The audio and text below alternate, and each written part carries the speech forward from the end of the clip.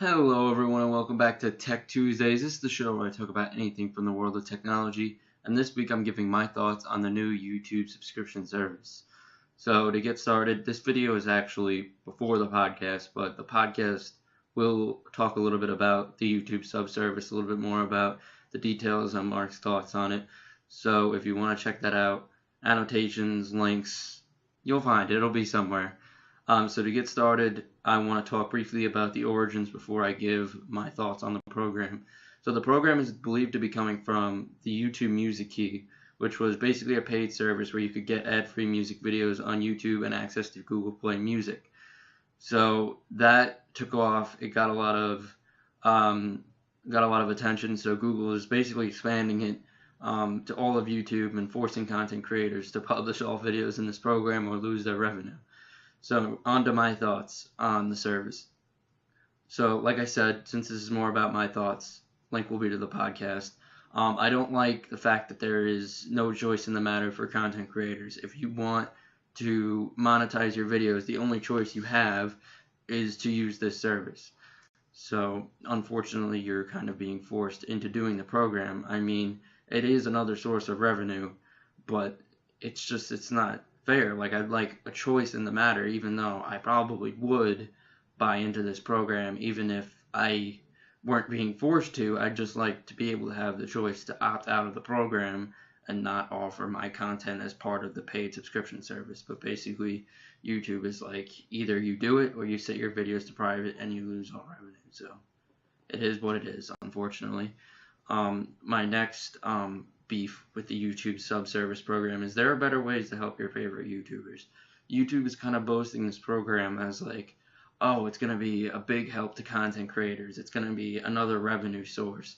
When really YouTube is taking over half of the revenue from these videos and then they're distributing it based upon watch time to other content creators. And it's not really clear how much money you're actually going to be able to make from that.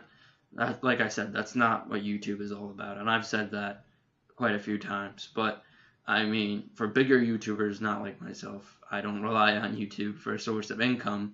But I mean, I'd like to be able to know, like, what am I going to be able to make from this if I were someone who relied upon YouTube for a living? And like I said, if you want to help your favorite YouTuber, there are better ways to do that. You can donate through Twitch or YouTube, or more directly donate to your favorite YouTuber rather than paying money for this subscription service, and maybe a little bit of it would go to your favorite YouTuber.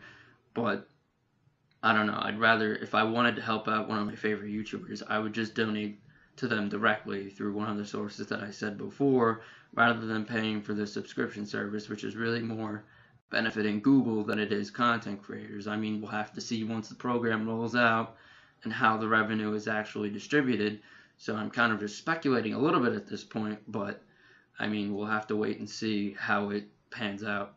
And I don't think it's a successful business model. I mean, there's already several companies trying to do the same thing that YouTube is doing with this. Obviously, they rolled out Music Key, like I said. That's why I introduced that in the first place, because that was a successful business model. They believe it's going to carry over onto YouTube. But I just don't think there's a market for it. I mean, Vessel has kind of already come along for a cheaper price and is offering content earlier than you're going to get it on YouTube. And they're trying to compete with other paid services like Netflix and Hulu, which I don't think they can do. I mean, there's already much better content on there. It's more professional movie-like and television content than YouTube is. That's not anything against YouTube. Obviously, I'm on YouTube. But I can't imagine people paying more for an ad-free YouTube than they would for a Netflix or a Hulu subscription. So that's why, I mean, if it were $2 or $3, I'd say, yeah, maybe it could work. But I feel like $10 is a lot a month. That's $120 a year. It's a lot of money to put down onto YouTube, which, I mean, the content is very professional, but it's not television or movie content. I'm not going to pretend like it is. So that's just my thoughts on the service. I don't think it's going to be that successful. I mean, I don't necessarily have a problem with the program. I just don't like the way that they're implementing it necessarily. So that's it for Tech Tuesdays, guys. If you like this video, leave a like. I really appreciate it. and subscribe if you want to be updated on the latest Tech Tuesday videos. Thank you so much for watching, and enjoy the rest of your day.